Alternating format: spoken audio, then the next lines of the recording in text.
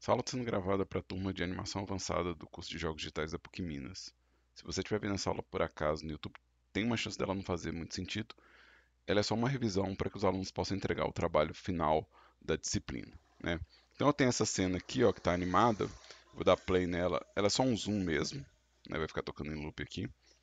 E eu quero renderizar um vídeo disso aqui, né? Então, para renderizar um vídeo, né, eu já configurei tudo que eu precisava no Eevee, né? Já configurei tudo que eu precisava na cena, mas eu não configurei o que eu preciso na saída, né? Então eu vou configurar o tipo de saída que eu quero aqui, tá?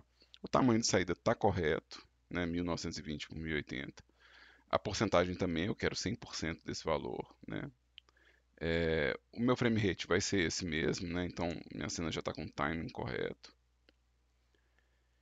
Aqui, a duração da minha cena, né? Ela começa no frame 1, termina no frame 40, então a duração está correta também. Então até aqui eu não precisei fazer nada.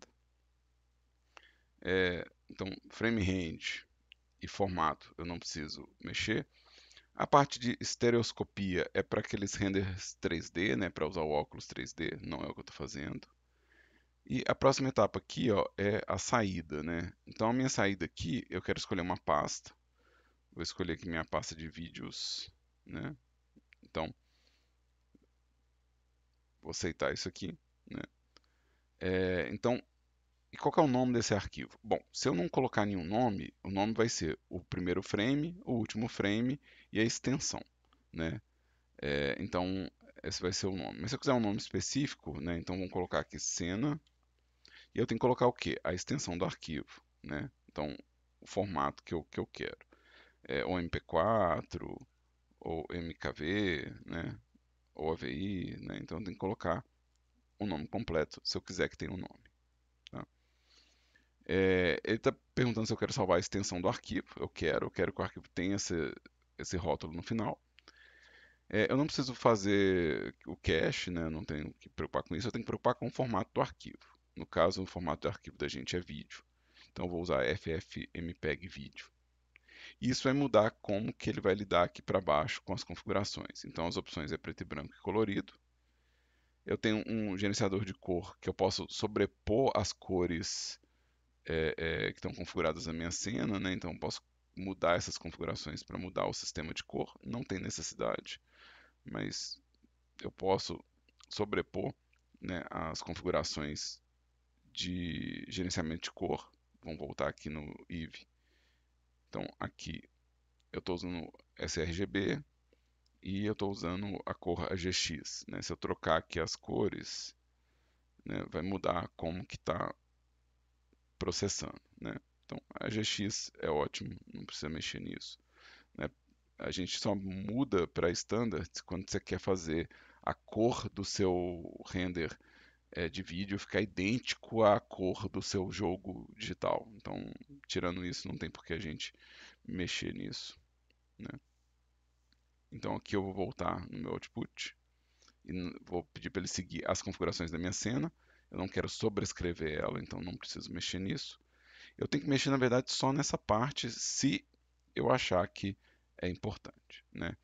Então, aqui, ó, o formato de vídeo container, ele está como matroska. Matroska é uma extensão que a gente chama MKV.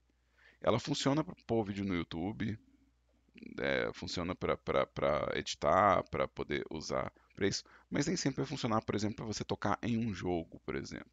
Se você quiser tocar isso dentro do jogo, talvez você tenha que mudar para outro formato, né? No caso da Unity, a Unity é bem generosa com formatos de vídeo, né? Então a gente não precisa preocupar muito com formatos muito diversos, né? Mas MP4 é um formato muito comum, principalmente para rede social, se você quiser postar, por exemplo, no Instagram, TikTok, essas coisas, MP4 é um formato muito comum, então vale a pena às vezes usar ele, né? Um formato aberto que muito motor de jogo, como a Godot usa, é o OGG, né? Mas aí, se eu mudar o formato, né, o WebMove também é muito comum para jogo, que é um formato leve. Se eu mudar o formato do container, eu vou ter que mudar também o codificador, né? Então, só para ficar marcado, se você for usar, por exemplo, o WebMove e quiser usar para jogo, provavelmente você vai usar o WebMove VP9. Se você for usar o OGG, provavelmente você vai usar o codificador Theora, que é o codificador direcionado para OGG. E no caso do MP4, a gente usa o H264, que é o que vem por padrão. Né? A qualidade, eu não preciso mexer nesses valores, não é necessário. Cada um desses valores vai mudar um pouco a compressão do vídeo. Né? E aí, a qualidade padrão que o Blender traz é uma qualidade de saída média. Né? Você pode mudar isso para alto ou médio, esses dois valores eles são bons. Geralmente médio vai te dar um arquivo um pouco menor, mas para a maioria dos casos você não vai sentir diferença entre médio e alto. Tá? Então pode manter isso aqui. Né? E a velocidade de compressão eu vou deixar ela boa. Né? Então ela não é nem a compressão mais lenta, nem a compressão mais rápida, é a média mesmo. Então não precisa mexer muito com isso. Uma vez que você tenha feito essas configurações aqui, ó, né, então configurei MP4, H264, eu tenho minha configuração de vídeo. A configuração de áudio, de novo, depende da sua saída final. O mais comum para a gente é usar a AAC, então, o mais comum para a gente utilizar, é muito compatível, roda em quase todo lugar, mas lembrando, se você estiver usando, por exemplo, o codificador OGG, talvez você queira colocar Vorbis como compressor de áudio, que é o compressor de áudio do OGG. Né? Dependendo da mídia que você vai fazer, você vai precisar trocar para MP3, codificador de áudio, mas no geral a AC funciona bem. Eu não tenho áudio na minha cena, então não vai fazer diferença para mim, mas se você tem o áudio, né, você está fazendo uma cena com lip sync, você provavelmente vai querer colocar um codificador de áudio aqui para ele ter uma saída de áudio. Se tiver marcado como no áudio, vai sair um vídeo mudo. Então isso é importante para a gente marcar. Né? Então, se eu configurei isso aqui, tá certinho, eu vou em render animation. E ele vai processar os renders para mim, né? Tá fazendo o render de cada frame. Vou deixar ele fazer o render. Enquanto isso, eu vou lá na minha pastinha de vídeos. Então, ele está fazendo aqui ó, o vídeo 001 até 040. É o vídeo que eu acabei de renderizar. Então, vou clicar duas vezes aqui só para mostrar que ele toca. E é isso aí. Né?